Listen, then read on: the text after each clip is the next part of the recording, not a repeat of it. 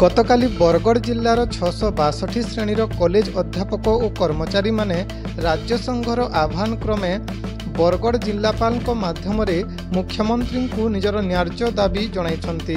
बरगढ़ जिले में 662 वर्गर 30 टी कॉलेज रही जो 500 रु ऊर्ध्व कर्मचारी कार्यरत अछन्ति।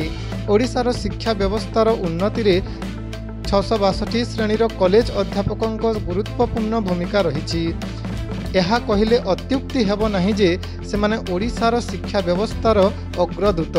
एही कॉलेज माने अधिकांश ग्रामांचल रे निर्मित एवं ओडिशार 70% छात्र छात्री को अध्यापना करुछन्ति।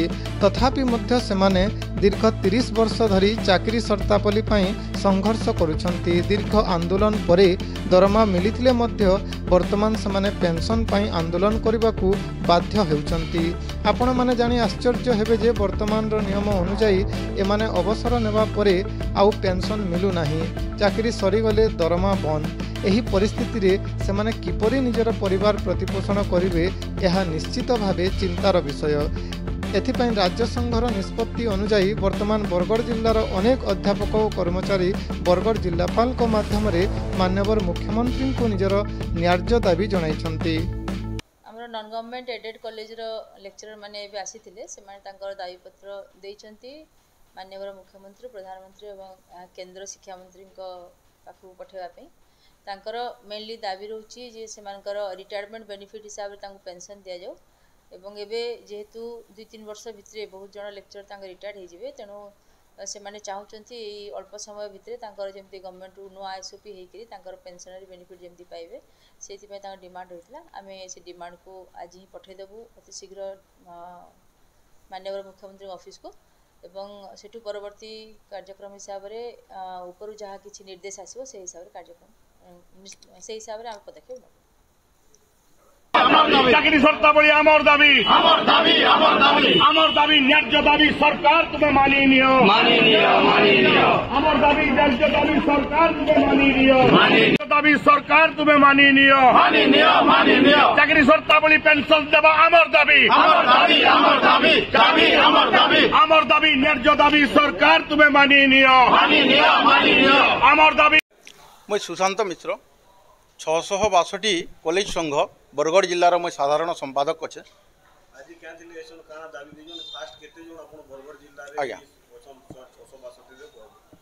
मु कहबार लगी चाहूचे जे समग्र ओडिशार शिक्षा व्यवस्था रे जहाँ भी कॉलेज अच्छे 70% पिला पाठ पढ़ार महाविद्यालय होचन 662 संघ आ 662 संघर कॉलेज गुड़ाक प्रायतः ग्रामांचल गढ़ी उठी जेनटा कि ग्रामांचल शिक्षा के मजबूत करवार लगी सरकार अभिनव योजना के निश्चय आम प्रशंसा करमु। किंतु वर्तमान गोटे क्षोभर विषय है जे दीर्घ 30 वर्ष पाठ पढ़ाला परे भी विद्या 662 संघ अंतर्गत स्कूल कॉलेज गुड़ाक चाकरी करुवार अध्यापक कर्मचारी माने तांकर कोनोसी चाकरी शर्तावली नान एवं खाली हाथ में अवसर ग्रहण करुछन।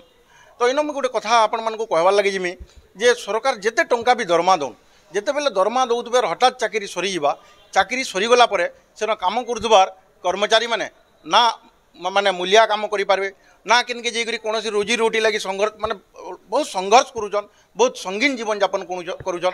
एणु कहबार लगी जिमा ओडिशा समग्र ओडिशा शिक्षार माने परिवर्तन लगी शिक्षार विवर्तन लगी शिक्षा व्यवस्था परिवर्तन आनबार लगी मान्यवर सरकार माने शिक्षा व्यवस्था के अति गंभीरतार सहित दृष्टि देकरी माने समस्त महाविद्यालय मान को चाकरी शर्तावली समस्त शिक्षक अध्यापक कर्मचारी मान को चाकरी शर्तावली देवार संगे संगे अवसरकालीन सुविधा जोगे देवार निहाती आवश्यकता रही है।